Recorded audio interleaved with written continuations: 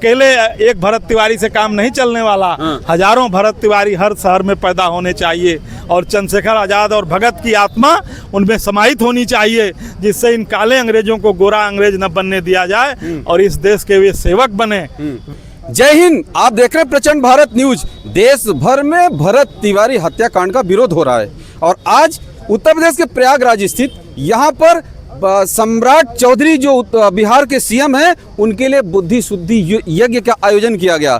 और यहाँ पर जो लोग खड़े हैं, भैया ये बताइए बुद्धि शुद्धि यज्ञ का आयोजन क्यों किया आप लोगों ने? ब्राह्मण सदैव बहुत सात्विक विचार का होता है। हाँ। वो अभी भी ये उम्मीद करता है हाँ। कि सम्राट चौधरी को ईश्वर बुद्धि दे, हाँ। सद्बुद्धि दे। हाँ। उन्होंने जिस तरह का कृत्य कराया बिहार में, हाँ। हम लोग तो बिलौटी गांव गए, उस परिवार से मिल के आए, हाँ। जन जन से मिल के आए। सबकी एक ही बात थी कि एक जनसेवक पैदा हुआ। हाँ। और इतना क्रांतिकारी था। हाँ। जिसने न अपने परिवार को देखा न खुद को देखा, उसने जन समाज के लिए, उनके उद्धार के लिए वो समाज से लड़ाई, सरकार से लड़ाई लड़ रहा था। हाँ। ऐसी परिस्थिति में सरकार ने उसका साथ न दे करके उसका दमन कर दिया और उस दमन को देख करके अब पूरे देश में क्रांति की स्थिति बन रही है कि भ्रष्टाचार बढ़ रहा है। हाँ। भ्रष्टाचारी भ्रष्टाचार करना चाहते हैं, इसलिए ऐसी आवाजों को दबा देना चाहते हैं। ये आवाज दब नहीं सकती। हाँ। इसलिए नहीं दब सकती कि सबको ये कष्ट है। नहीं दबेगी आवाज, ये आवाज अब नहीं दब सकती, इसलिए कि ये पीड़ा सबकी है। जन समाज की जो पीड़ा है वो पंचायत की जा रही है, बहुजन महापंचायत। वो बहुजन महापंचायत तो जातिगत है। हाँ। ये कोई जातिगत मुद्दा ही नहीं था। उन्हीं जाति के लोगों की तो लड़ाई लड़ रहे थे भरत तिवारी।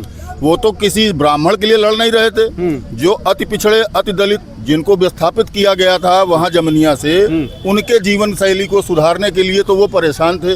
तो यहाँ जाति का तो कोई मामला ही नहीं।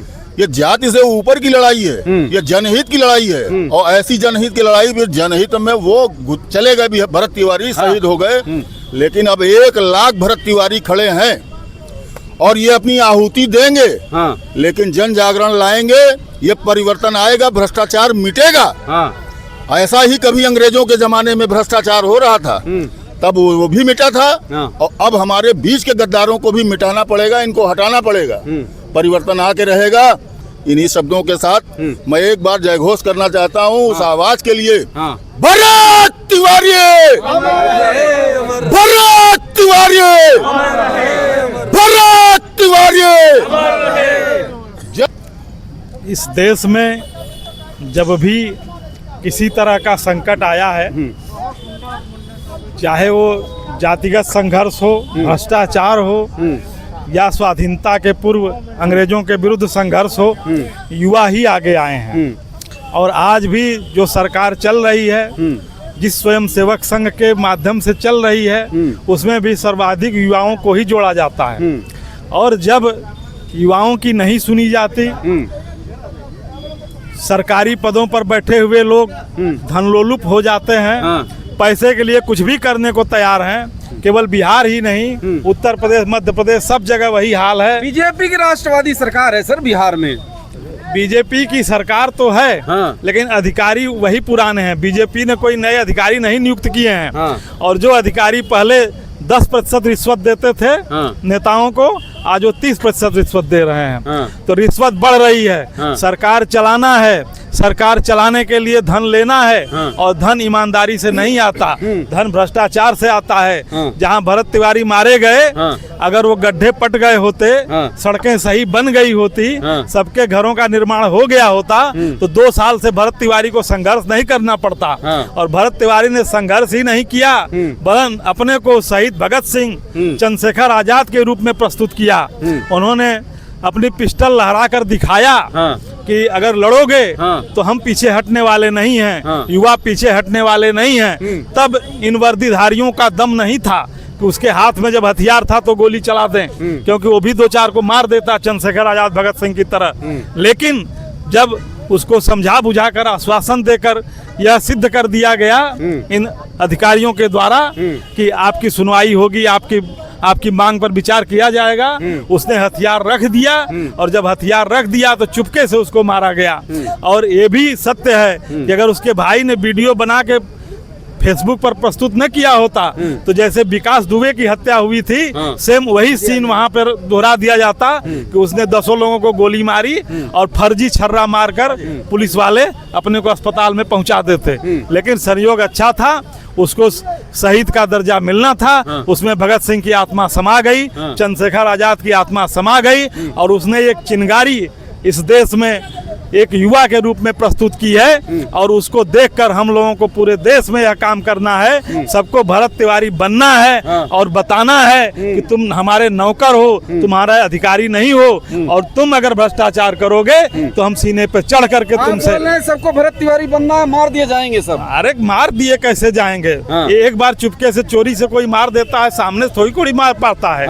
और जब ऐसी स्थिति होगी तो एक नहीं 10-100, जब 10 और 100 भरत तिवारी खड़े होंगे तो कौन गाड़ी, कौन एम्बुलेंस उनको ले जाएगी, कौन उनको गोली चलाएगा? आज थाने में 10-20 लोग पहुंच जाएं तो दरोगा क्या कुछ कर पाता है क्या?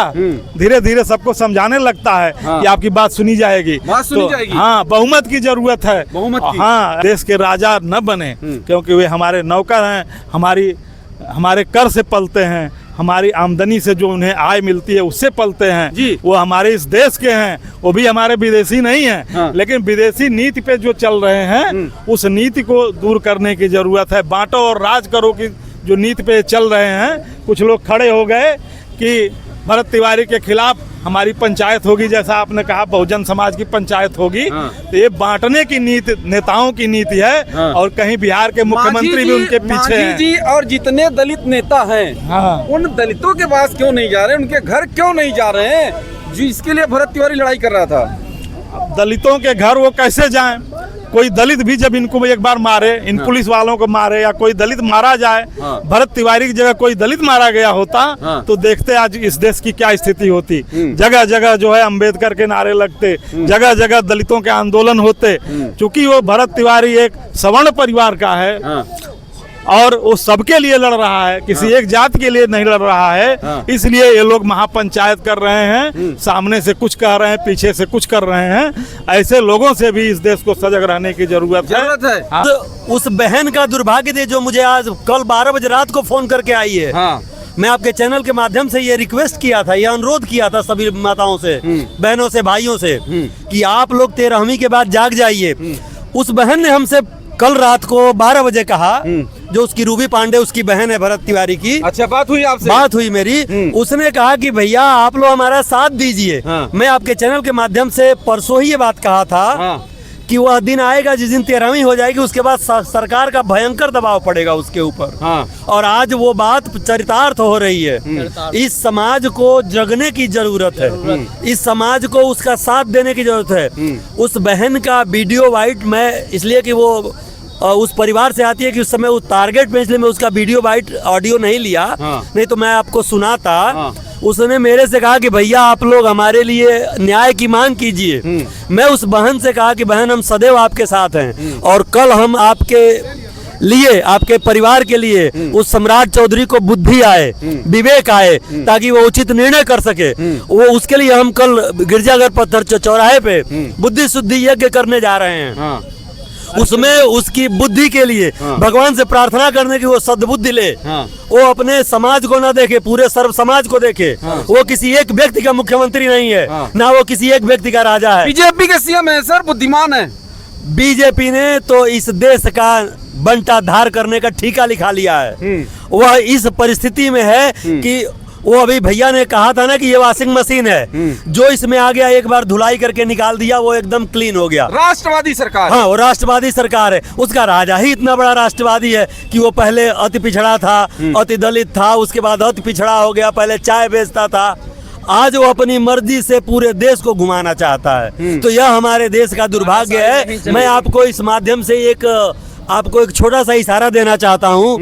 ये देश रसिया, उत्तर कोरिया और चीन के तरफ बढ़ रहा है धीरे धीरे। लोगों को यह बात समझ में नहीं आ रही है। जिस दिन यह बात समझ में आएगी, ब्राह्मणों की सरकार है, यह ब्राह्मणों की सरकार तो उस दिन खत्म हो गई जिस दिन जिस दिन आपके अशोक सिंघल, श्यामा प्रकाश मुखर्जी, हाँ। ये यहाँ के अपने नेता मुरली मनोहर जोशी, आडवाणी जी, यह सारे लोग साइडलाइन कर दिए गए, यह लोग मार्गदर्शक मंडल में डाल दिए गए। इन लोगों की दिशाहीन हो, यह पार्टी तो आज के डेट में भटक चुकी, अपने मुख्य मुद्दों से भटक चुकी है।